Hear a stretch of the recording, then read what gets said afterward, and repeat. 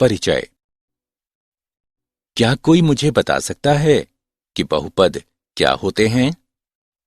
कोई बहुपद ऐसे पदों से मिलकर बना होता है जिन्हें केवल जोड़ा, घटाया या गुणा किया जा सकता है।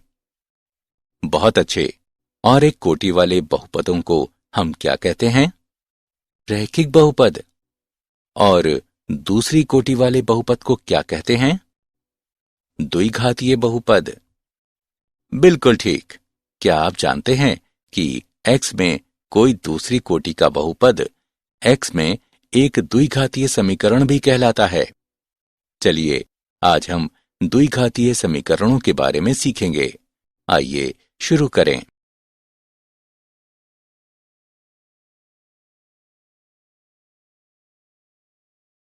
उद्देश्य। इस पाठ के अंत में आप निम्न करने में सक्षम हो जाएंगे। द्विघातीय समीकरण का विश्लेषण करना, द्विघातीय समीकरण को हल करना, द्विघातीय समीकरणों के अनुप्रयोगों और इसकी पद्धति को समझना।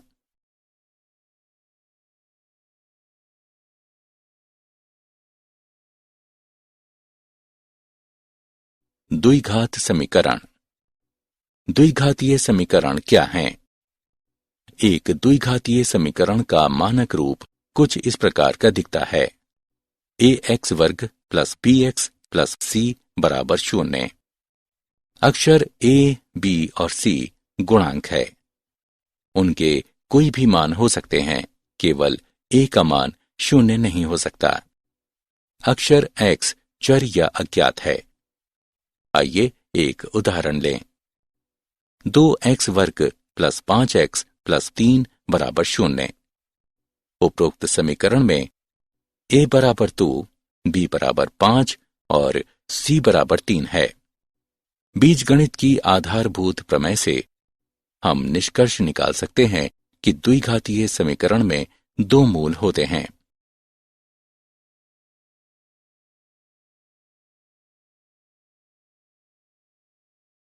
द्विघात समीकरण। द्विघातीय समीकरणों को किस प्रकार हल करते हैं? द्विघातीय समीकरण के लिए मूल ax वर्ग प्लस bx प्लस c बराबर 0 है। b वर्ग माइनस 4ac के मान को शब्द विविक्तिकर यानी d से निरूपित करते हैं। इसका अर्थ है d बराबर b वर्ग माइनस 4ac। 1. यदि d बराबर 0 तो द्विघातीय समीकरण का केवल एक वास्तविक मूल होता है, x बराबर माइनस b बटे 2a। 2. यदि d 0 से अधिक है तो द्विघातीय समीकरण के दो वास्तविक और भिन्न मूल होते हैं, x बराबर माइनस b प्लस माइनस वर्गमूल d बटे 2a। 3. यदि d छोटा है 0 से तो द्विघातीय समीकरण के दो अवास्तविक और सम्मिश्र मूल होते हैं, x बराबर minus b plus minus iota वर्गमूल माइनस d बटे 2a, जहां आयोटा काल्पनिक संख्या है।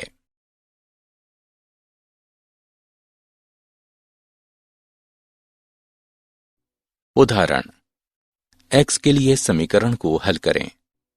x वर्ग प्लस 12x प्लस 36 बराबर 0। हल।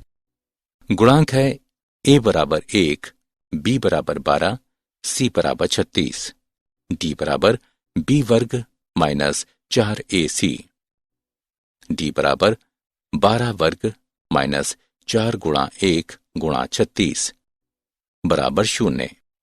क्योंकि d बराबर है 0 के, इसलिए मूल है बराबर माइनस 12 बटे 2 गुणा 1।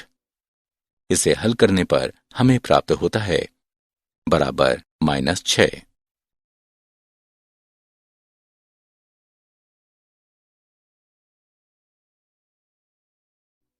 x के लिए समीकरण को हल करें। 5x वर्ग प्लस 6x प्लस 1 बराबर 0। हल। गुणांक हैं a बराबर 5, b बराबर 6, सी बराबर 1, डी बराबर बी वर्ग माइनस 4ac, डी बराबर 6 वर्ग माइनस 4 गुणा 5 गुणा 1 बराबर 16। क्योंकि डी अधिक है 0 से, इसलिए मूल हैं बराबर -6 प्लस माइनस वर्गमूल 16 बटे 2 गुणा 5 बराबर -6 प्लस माइनस 4 बटे 10। हल करने पर हमें प्राप्त होता है बराबर -1 माइनस 0.2।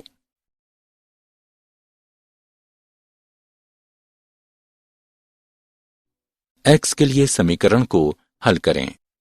5x वर्ग प्लस 2x प्लस 1 बराबर 0। हल। गुणांक हैं a बराबर 5, b बराबर 2, c बराबर 1, d बराबर b वर्ग माइनस 4ac, d बराबर 2 वर्ग माइनस 4 गुणा 5 गुणा 1 बराबर -16। क्योंकि d कम है 0 से, इसलिए मूल हैं बराबर -2 प्लस माइनस आयोटा वर्गमूल 16 बटे 2 गुणा 5 बराबर -2 प्लस माइनस 4 आयोटा बटे 10। हल करने पर हम प्राप्त करते हैं बराबर -0.2 प्लस माइनस 0.4 आयोटा।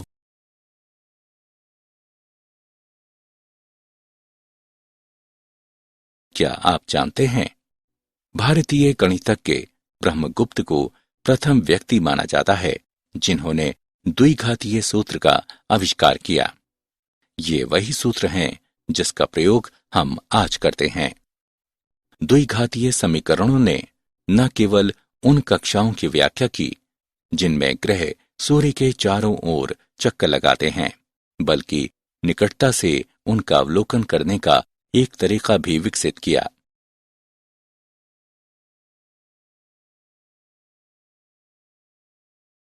सारांश। आइए हमने जो कुछ सीखा है उसे संक्षेप में दोहराएं।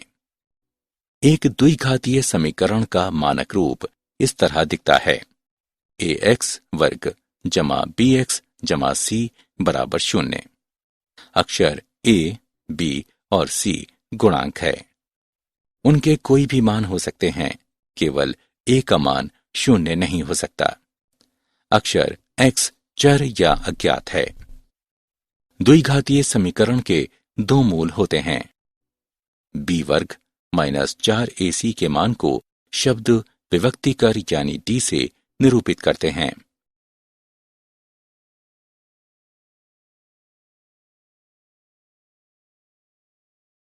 एक, यदि d बराबर 0, x बराबर -b बटे 2a। 2, यदि d 0 से अधिक है तो x बराबर -b प्लस माइनस वर्गमूल d बटे 2a। 3, यदि d छोटा है 0 से तो x बराबर -b प्लस माइनस आयोटा वर्गमूल -d बटे 2a।